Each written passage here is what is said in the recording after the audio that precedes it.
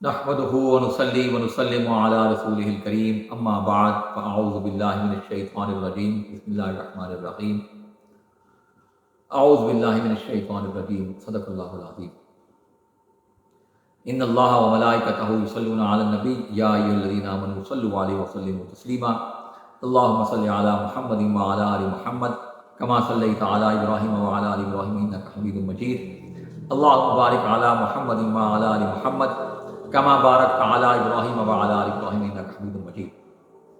ہم نے تفسیر قرآن کا جو سلسلہ شروع کیا تھا آج اس کا دوسرا حصہ، اور آج ہم خاص طور پر تعوذ کا، اعوذ باللہ من الشیطان الرجیم کا بیان کریں گے۔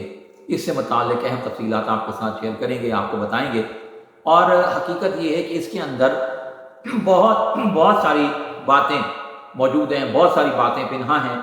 اگر آپ اس کو توجہ سے صحیح سے سنیں گے تو بہت سارے ایسے مسائل آپ کے حل ہو جائیں گے جو آپ کی الجھنیں ہوں گی شاید، اور وہ کافی عرصے سے ہوں گی۔ انشاءاللہ آپ سن کر اس کا بہت آپ کو فائدہ ہوگا۔ تو سب سے پہلے اعوذ باللہ من الشیطان الرجیم، پناہ مانگتا ہوں میں اللہ کی شیطان مردود سے۔ اعوذ پناہ مانگتا ہوں، شیطان رجیم مردود لعین۔ اب یہ جو حصہ ہے، یہ جو ٹکڑا ہے اعوذ باللہ من الشیطان الرجیم، قرآن ہی سے لیا گیا ہے۔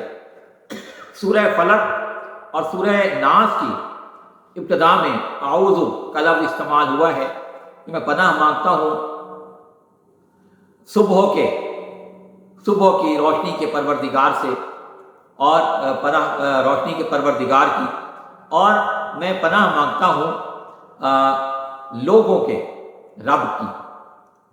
پناہ مانگنا اعوذ، اور باللہ من الشیطان الرجیم سورہ نحل کی ایک آیت کریمہ کا کچھ حصہ ہے۔ اچھا، یہ قرآن ہی سے نہیں لیا گیا، یہ کوئی باہر کا حصہ، باہر کا ٹکڑا نہیں ہے۔ اور پڑھا کیوں جاتا ہے، وجہ کیا ہے؟ بالخصوص قرآن حکیم کی جب آپ تلاوت کرتے ہیں، اس کی ابتدا کرتے ہیں، تو آغاز اس سے آپ کرتے ہیں اعوذ باللہ من الشیطان الرجیم، کہ میں پناہ مانگتا ہوں اللہ کی شیطان مردود سے۔ اب اس میں بہت ساری باتیں چھپی ہوئی ہیں، بہت ساری باتیں پوشیدہ ہیں۔ پناہ کیوں مانگی جا رہی ہے، کس لیے مانگی جا رہی ہے؟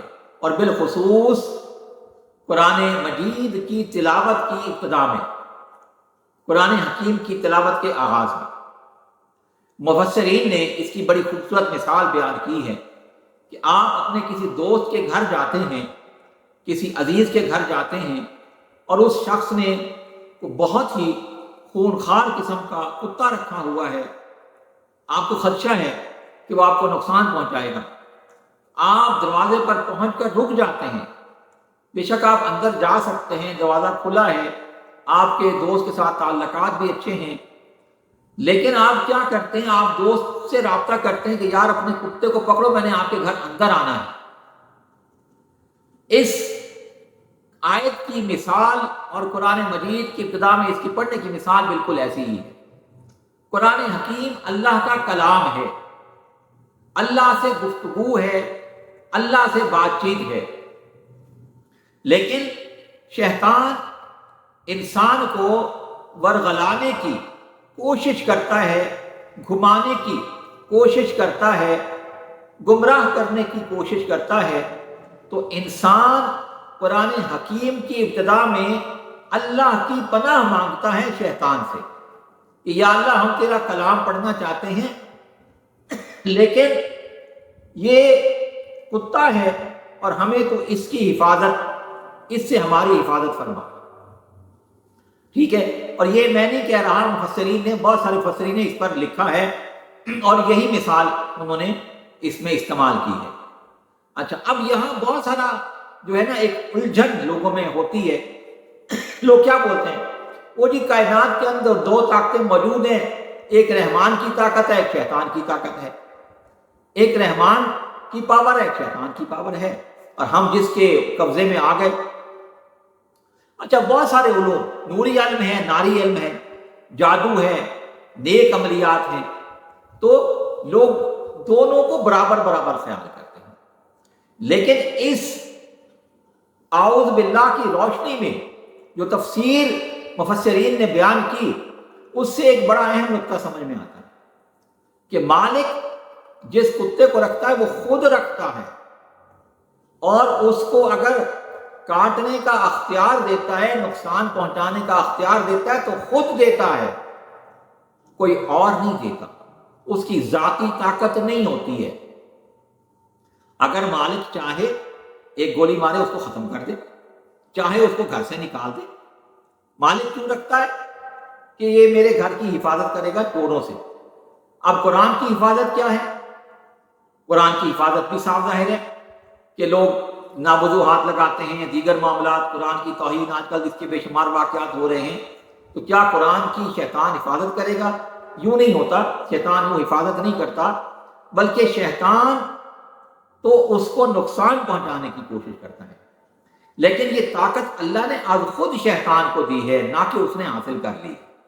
اور یہ وہ اصل میں مکالمہ ہے، وہ اصل میں بنیاد ہے کہ جب اللہ تبارک و تعالی سے شیطان نے چیلنج کیا کہ میں تیرے بندے کو بھٹکاؤں گا، تیرے بندے کو گمراہ کروں گا، تیرے بندے کو راستے سے ہٹاؤں گا، تو اللہ نے اسے خود طاقت دی، ٹھیک ہے تو میرے بندے کو بھٹکا۔ لیکن جب ہم اللہ سے استدعا کرتے ہیں، جب ہم اللہ سے آرزو کرتے ہیں، جب ہم اللہ سے دعا کرتے ہیں کہ یا الہ العالمین ہم تیرا قرآن پڑھنا چاہتے ہیں، سمجھنا چاہتے ہیں، اس سے استفادہ کرنا چاہتے ہیں، فائدہ اٹھانا چاہتے ہیں، تو پھر تو ہمیں اس کے شر سے محفوظ رکھ، ہمیں اس کے نقصان پہنچانے سے محفوظ رکھ۔ اللہ تبارک و تعالیٰ کی پناہ میں ہم آ جاتے ہیں اور پھر شیطان ہمیں نقصان نہیں پہنچا سکتا۔ یہ اصل میں یہ معاملہ ہے۔ اب نوری طاقت ہو یا ناری ہو، شیطان کی طاقت ہو یا رحمان کی ہو، تو یہ سمجھنے والی بات ہے کہ رحمان کی طاقت اس کی اپنی طاقت ہے اور وہ کلی ہے، مکمل ہے۔ شیطان کی طاقت اپنی نہیں ہے، بلکہ اللہ کی دی ہوئی طاقت ہے۔ اللہ جب چاہے اس کو سلب کر لے، جب چاہے چھین لے، لیکن کیونکہ اللہ تبارک و تعالیٰ نے دنیا میں ہمارا امتحان رکھا ہے، ہمارا امتحان ہونا ہے، ہمارے اعمال کا حساب ہونا ہے، اعمال کو چیک ہونا ہے، اور جب ہمیں یہ منصب دیا خلافت کا اور بڑے فرشتوں کو یہ بتایا کہ دیکھو انسان کو بہکانے کے لیے شیطان موجود ہے، لیکن جو میرے نیک بندے ہوں گے، جو میرے پاک بندے ہوں گے، وہ اس کے بہکاوے میں نہیں آئیں گے، بلکہ وہ اس سے میری پناہ طلب کریں گے اور میں ان کو اپنی پناہ میں لے لوں گا، اپنی حفاظت میں لے لوں گا۔ جس طرح ایک بچہ کسی دشمن کو دیکھتا ہے تو وہ ماں کی پناہ میں آتا ہے، باپ کی پناہ میں آتا ہے، اسی طرح انسان جب اپنے دشمن شیطان کو دیکھتا ہے تو اللہ کی پناہ میں آنا چاہتا ہے۔ تو قرآن مجید کی تلاوت سے پہلے تعوذ کا پڑھنا اللہ کی حفاظت میں آنے کے مترادف ہے، اللہ کی حفاظت میں آنے کے برابر ہے۔ یہ بہت اہم نقطہ ہے، لیکن بہت سارے مفسرین نے اس پر کام نہیں کیا، لیکن بے شمار مفسرین نے اس پر کام کیا بھی ہے۔ تو ہم چونکہ قرآن مجید کی تفسیر کا مکمل سلسلہ شروع کر رہے ہیں، مکمل طریقے سے اس پر کام کرنے کی کوشش کر رہے ہیں، تو لازم تھا کہ سب سے پہلے اس کی وضاحت کر دی جائے۔ اس لیے یہ یاد رکھیے کہ بسم اللہ تسمیہ تو سورت کی ابتدا میں ہوتی ہے، لیکن اعوذ باللہ جب بھی آپ تلاوت کریں، شروع سورت کے درمیان سے کریں، کہیں سے کریں، لیکن جب بھی آپ آغاز کریں گے تو اعوذ باللہ سے آغاز کریں گے تاکہ آپ اللہ کی پناہ میں آ جائیں۔ اب دیکھیے بسم اللہ جو ہے سورہ توبہ کے شروع میں نہیں ہے، لیکن اعوذ باللہ ہر مقام پر، ہر وقت، ہر جگہ موجود ہے، اگرچہ لکھی ہوئی اس طرح نہیں ہوتی، لیکن جو قرآن کے مفسر ہیں، جو قراء ہیں، انہوں نے اس پر کام کیا اور یہ لازم قرار دیا کہ جب بھی آپ تلاوت قرآن کا آغاز کریں گے تو آغاز میں، ابتدا میں اعوذ باللہ من الشیطان الرجیم کو پڑھنا لازم ہوگا۔ اگر آپ کریں گے تو اللہ کی پناہ میں آ جائیں گے۔ عام معاملات میں بھی کوئی کام کرنے لگے ہیں، بسم اللہ کے ساتھ اگر آپ اعوذ باللہ پڑھ لیں گے، کوئی نیک کام کر رہے ہیں، اللہ تبارک و تعالیٰ کی پناہ میں آ جائیں گے، اور پھر شیطان جو کہ انسان کا ازلی دشمن ہے، ازل سے دشمن ہے، اس نے اللہ کو چیلنج کیا تھا کہ میں تیرے بندوں کو بھٹکاؤں گا، تیرے بندوں کے راستے میں بیٹھوں گا، ان کو آگے سے پیچھے سے دائیں سے بائیں سے بہکاؤں گا تو اللہ کی پناہ میں انسان آ جاتا ہے۔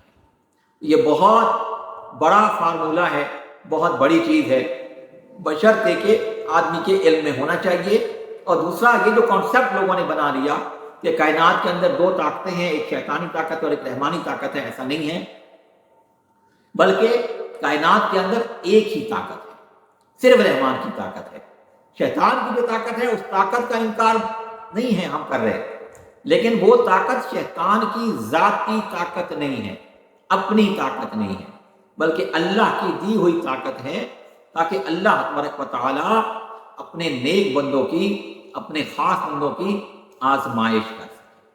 تو یہ اعوذ باللہ سے متعلق چند اہم نکات تھے، چند معروضات تھیں جو میں نے پیش کی۔ دعا کریں کہ اللہ تبارک و تعالی ہمیں قرآن حکیم کو پڑھنے کی، سمجھنے کی اور اس پر عمل کرنے کی توفیق عطا فرمائے۔